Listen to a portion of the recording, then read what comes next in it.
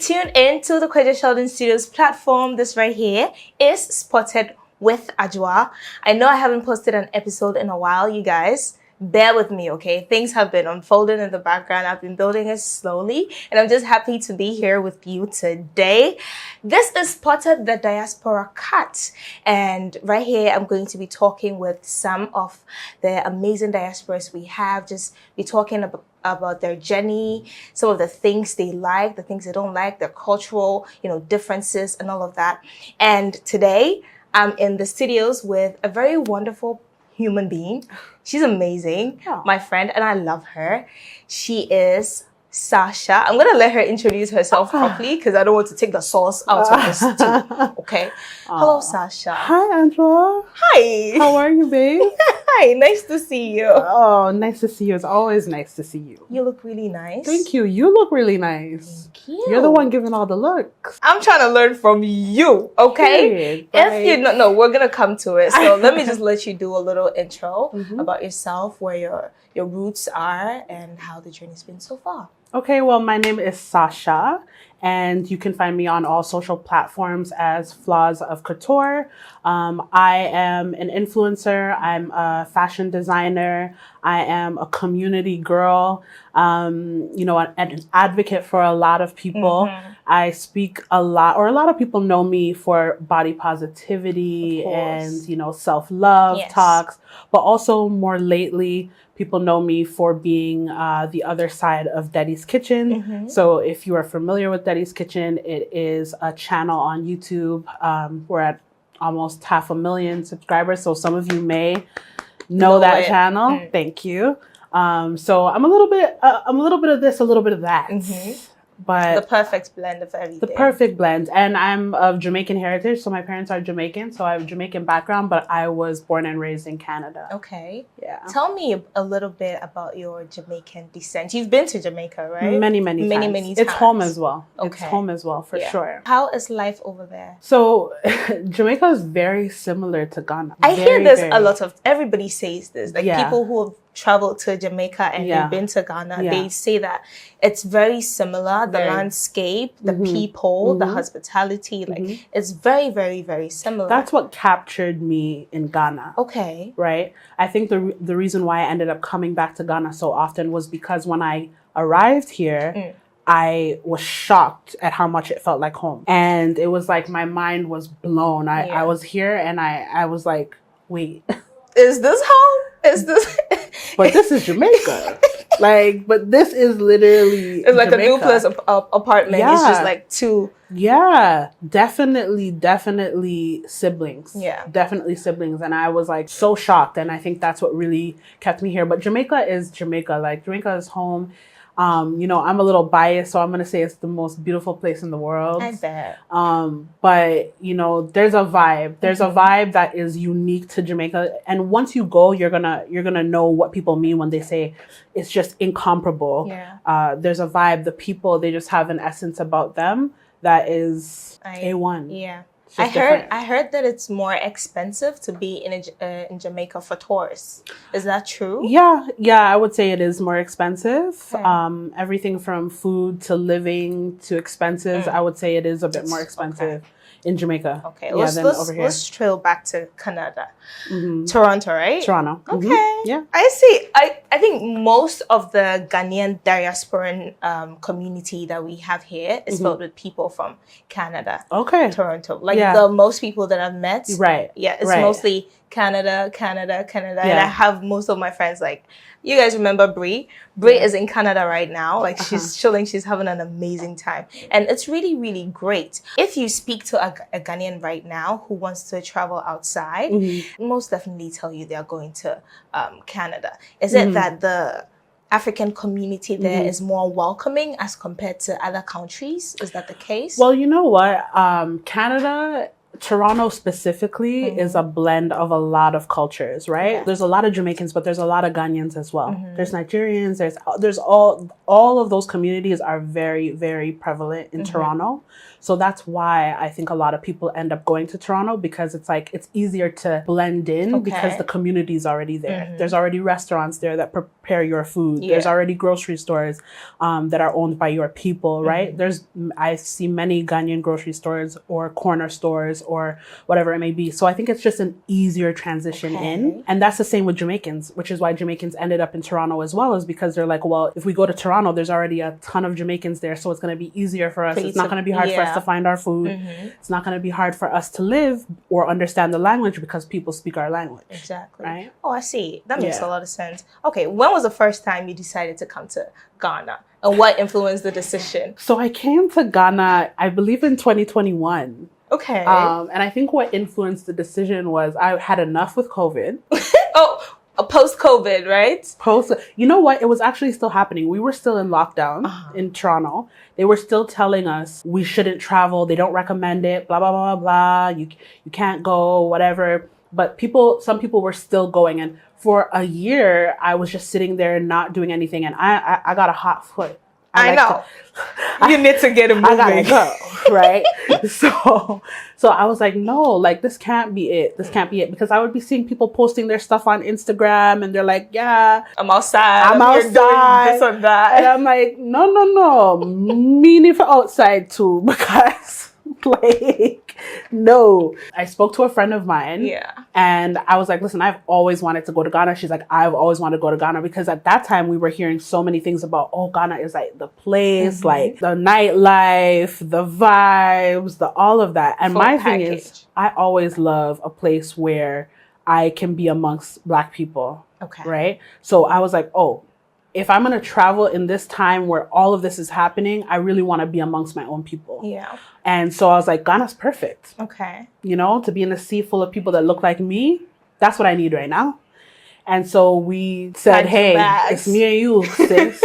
Let's go. And people are like, you're just going with someone who's never been. And I was like, I'm going to go. I'm going to trust it. I did my research. You know, I had a couple people that I know who are Ghanaian background from Toronto, but were here from the pandemic and decided not to return because, you know, their family homes are here anyways or whatever. And so I said, you know what, if worst come to worst, I'll link up with my friends, one or two of my friends, and we'll see how it goes. And honestly, best decision I ever made. I see. What was the first thing you noticed when you landed out the plane at the airport? First thing I noticed was that the airport was hot. I was like, where is the breeze? Where's the breeze? That's hot. Yeah. I was like, AC? No. Rude awakening. Rude awakening, okay? But I was like, you know what, Sasha, don't act brand new. Jamaica's airport can be very hot too. Don't act like you never seen this before. So, and that's the great thing about being a Jamaican as well. When it comes to coming to Ghana, I think you merge easier. Like some people are like, as Caribbean people, because our home is so similar, we're like, okay, get over it. In Jamaica. You're gonna be hot. Exactly. Like, you know, it's a hot place. Yeah. Like, you knew it was hot, babe. Move on, you know? So, and then you got here. Yeah, and then I got here and I was like, okay, you know, it was hot. It was cool. Between then and now, how many times has it been since you've been to Ghana? I'm pretty sure this is no, babe. I think this is like my 4th or 5th time being in Ghana since 2021. It's 2023. You've been in and out so many times. I have been in and out. What is one thing that's keeping you like, because I know those plane tickets are not cheap. They're not cheap. The inspiration that I get from being here. Okay. I think when I'm here, the people and the connections that you make are just like unlike any other. Whether it be with people who are living here or people who are passing through or people whose parents, their lineage is here and, you know, they're here just for a time. The connections that you make here are so like deeply like genuine and it's like back home, you know, you might meet someone and they'll be like, oh, let's work together. And you walk away and you're like, I'm never talking to that girl ever again. Yeah. That's the vibe, right? Whereas over here, it's like people are like, yo, let's connect. And they mean it. Like, they're really going to be like, okay, let's connect, let's do something. And like, I think things really come into fruition here. And I believe that the land is blessed. I really do believe the land is blessed. Amen. Despite all the things that, might be happening, there is something in the realm here that brings things into fruition. And I don't think it's to be taken lightly. Okay.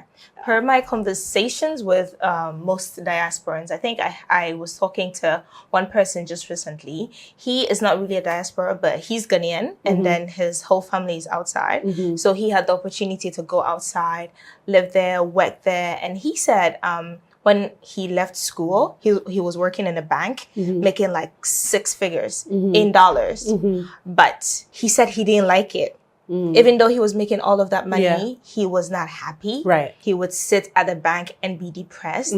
So one day he just got up and said, okay, no more. Yeah. So he quit a 6-figure job. I don't blame him. To move to Ghana. Yeah. And start a business. Yeah. And it's been crazy, but still, like, he's still standing on the fact that he'd rather be here than be out there making 6 figures. Right. And it's a common story, like, amongst it all. Yeah. So for you, you've been here, you've made, like, you've done one or two businesses, and you're a big fashion designer out there. What do you think it is? He said it's the freedom. Yeah. There's not a lot of freedom out there. No. So it comes like we're free, but we're not free. Okay. A lot of people are living paycheck to paycheck there as well, right? I think there's this misconception that, it's just so much of a better life and things are so much easier. But no, it's actually quite depressing because you have to put so many hours into working in order to make the basics, make things, make ends meet, right? Whereas over here, it's like you guys don't really work to live or live to work. You work to live. Do you get what I mean? I get you. Like you guys are here and you don't forget all the other elements of your life, like family and like enjoyment. You guys really, really We've been bowling prioritize Ghanaians love to enjoyment. Enjoy themselves. Right? It's crazy. And for us, we want to do enjoyment, but we can't really because it first off, people don't really know how to. They're not really good at it. They don't know how to enjoy themselves. It's very hard to put into words, and I don't want to say it and then be like, people are like, oh my God, what is she talking about? But y'all know what I'm talking about. Y'all know exactly what I'm talking about. I'm looking at you. Okay? Yeah. It's just not the same. It's just not given. It's not giving the same type of, peace, right? There's like this level of peace that's here, and there's like a love of like people and sharing space with people that's here. That's not on the Western side of the world, right? Plus, we have a lot of things that we have to deal with too, like that are just not cool. Like there's a lot of violence, it was coming to that security. There's a lot of security issues, right? You never know. Like you send your kid to school, you don't know if your kid's coming back. That's crazy. A lot of people, it's very, and not necessarily in Canada, but our big brother, the United States, people are sending their kids to school and their kids are being killed in school by grown men with guns. And that is just a normal, that is now a normal thing in the United States, right? And it's a normal thing. And we're becoming so desensitized to it. So it's like, oh, another school shooting. Oh, 12 kids lost. So sad. Hashtag and that's it. And then people move on, right? So it's just like, people are choosing what they want. People are kind of just like, do I want to stay in this space where I'm working to the bone, working until I'm 70, 80 years old, not having anything after that, dying of sickness, and then, potentially losing my children to gun violence or my husband or my whoever it is. It's not really safe for Black people, That is crazy. It's just not. I think we down here, most people don't really soak in the facts that it's a blessing to be out here. Because just recently, my mom was complaining when I went home like 2 days ago. She was like, my little brother after school, like she gives him money to pick a car and come home after school, but then he's always walking. And I was like, okay, so what are you worried about? It's like, I don't know, his shoes might wear out Yeah. I'm like, that's what you're worried about. Yeah. Like it's so graceful to be able to live here and have that peace Yeah. and security. I Like, mean, it's not 100%. That's a great worry to have. Yeah. You know, it's a great worry to have that your son's shoe might wear out rather than that he might not come back from school. It's not 100, but it's way better. Not to say, but I understand that we do have a lot of privilege as well in certain spaces. Can you note some of them for me? You know, like when you were speaking about your friend, you know, he went and he worked a bank job and he made 6 figures. 6 figures. Does the man that works in the bank here make 6 figures? No. So that's his privilege. Yeah. You know what I mean? That is a privilege. That doesn't mean that he's any more smart than the man that's here in Ghana. The man that's here in Ghana might be even smarter. High chances he might be even smarter for the job. Yeah. Right? But he's not making nearly as much, which then means that he can't invest in a business on his own land. Right? Makes sense. So that in itself is a privilege that he can go home, make money, and then decide that he can come back here and invest in business. I think that's the trajectory a lot of people are taking right now. When people talk to me and they're like, why are you not traveling? Why are you not, going to live outside? You can make a lot of money. You could be better off than like being down here. And I'm like, I don't want to like go slave on another man's land. I want to travel. And when I travel, I want it to be like for enjoyment, to see stuff, to, broaden my knowledge. And there's nothing wrong with that, Adra. Exactly. There's nothing wrong. This is the place that you were born. If you love your home, don't make people make you feel like, oh, you must go somewhere else in order to live a good life. Make it. That's not the truth. That's not the truth. You can if you want to, but don't make people feel as though you are in a lesser position because you're where you're born. Like, trust me, people are begging to come here. People really want to come here, but the way them raise up the prices to come to Ghana, nobody can afford it. It's expensive. We had an episode on Bunt and Rant, and I think Evelyn sat in for that, and it was crazy. Traveling outside is expensive. Very, very expensive. We're gonna shelve that for now. But what are you've been to a lot of restaurants? Let's talk about the food down here.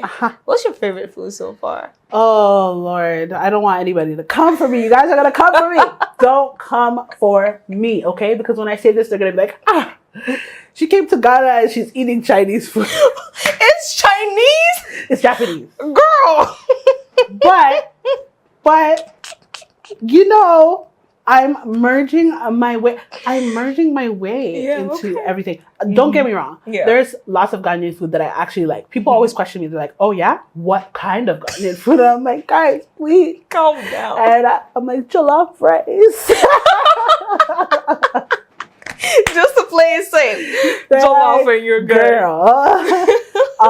But I'm working on it. There's things that I do like. I like kelewele. I like jollof rice. I like there's certain chicken that I've had that I really, really like. I'm trying with fufu. I'm trying little by little. Try harder. I'm trying. Don't worry. You know what? You need to take me. I will take you. You need to take me so that I can, because obviously I'm just going to go, if I'm by myself, I'm just going to go to what I think I know. Like, oh, because that's what Toronto's like, right? We eat everyone's food. Okay. Because there's so many different types of restaurants and whatnot, right? So I'm Jamaican, but I'm not always going to be at a Jamaican restaurant because my house, that's what we make all the time. Yeah. So we do Japanese, I like sushi.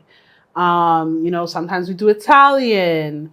Sometimes, and I really love Italian. Okay. I really do love Italian. Girl. I know you're side-eyeing me. I can see it. I feel the judgment. Italian is good. It's good cuisine. It's good. Don't worry, guys. I am perfecting my Ghanaian palate. And the next time I'm here, you'll be proud of me. I bet. Are you looking to start a business down here? Eventually I want to make sure that I do things right so people don't kick me out, draw me up, and throw me away. Right? I just want to make sure that I do things right. So I'm just scoping out the scene, seeing what it is that people need. But that would make me so happy to be able to start a business, create more opportunities for people to work, to make money and good money. Because that's, that's a goal. I want to be able to, if I create a space for whatever it is, because I'm a woman with a lot of ideas. I see that. So if you're an investor, find her, locate her, please. And anything I touch is gold. Okay. Yeah, because it's a thing. Like a lot of diasporans are coming down here for the enjoyment of stuff, but also to invest. Invest, yes. Invest. Mm-hmm. But I think it's important to prioritize the people, though. True. Because I think sometimes people come in and they invest, yes. It doesn't really give It back. doesn't help the community in any kind of way. It just lines their pockets. I'm not in that kind of business. Of course, a businessman and a businesswoman, you want to make money. And if it's not making money, it's not making no sense. Exactly. Right? But while we do that, we should all be able to, turn off the lights at the end of the night and say, I'm good. I'm feeling nice. Yeah. I made my money and we're right. And that's really, if I can't do it that way, then perfect. I'm not interested. Makes a lot of sense. All right. Before we run away and leave you guys out here, Ghanaian men. What's one thing you've heard about Ghanaian men before you came here, and you were like, oh, that's true, or oh, that's not true? What is it about Ghanaian men that I heard before I came here? And you were able to confirm or deny? Because Ghanaian men are lovely, no? You know what? I can't say Ghanaian men are lovely because I haven't spoken to a lot of Ghanaian men for the first couple years that I was here. I did not speak to any man. Men spoke to me, but I didn't take any of them seriously. Okay. Because I wasn't really interested in I wasn't here to find a man. I was here for the experience and I wanted to connect more but the man that I do have is wonderful. He is. And if he's a reflection of what Ghanaian men are like, then they are chef's kiss. Chef's kiss. Ghanaian men are chef's kiss. Period. Don't play. Do you feel that way though? Genuinely? Can we skip to the good part? Not can we skip to the good part. No, Ghanaian men are amazing. Okay, for somebody that has lived here my whole life, I have experienced Ghanaian men. I don't be dating all of that, but I'm trying. Which is amazing to me because you're stunning. I don't know how you avoid it. I'm going to try more next year. I have to live a little. You're also young, so. Yeah, true.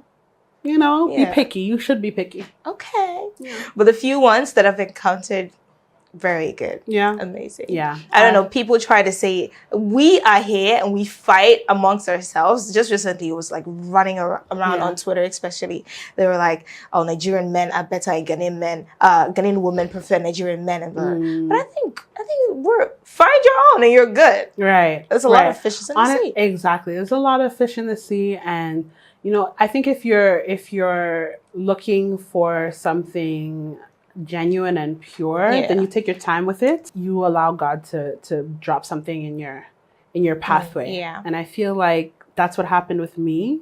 Based off of what I'm experiencing, if this is how Ghanaian men are raised, I have no issues. He's like 100%, isn't he? I love him. Oh, Ghanaian men.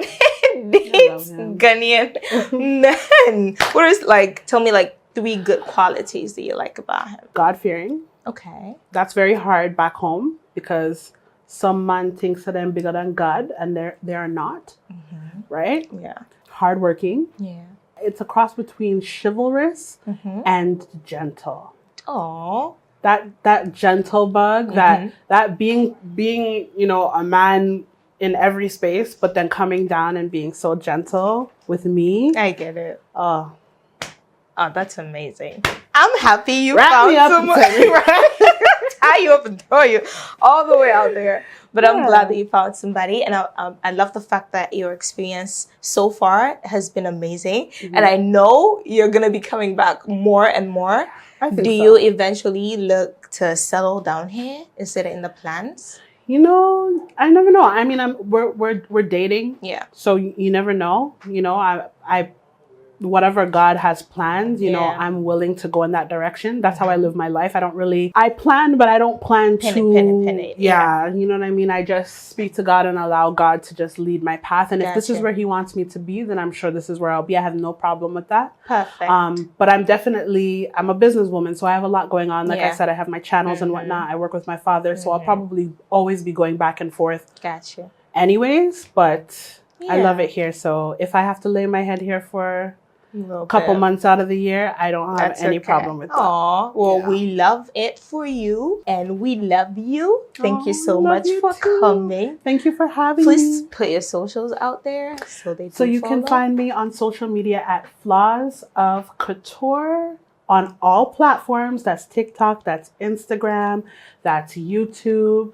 And if you're into Jamaican cuisine by an amazing chef who is my father, you can find us at Deddy's Kitchen on YouTube. That's DEDDY Kitchen. And yeah. Well, guys, thank you so much for sticking through. Do subscribe to the channel, like the video, share it. If you liked this, just let me know what you guys think about the new Diasporan Cat. Leave your comment down there in the comment section. I'll read and get back to you accordingly. Stay tuned and peace out.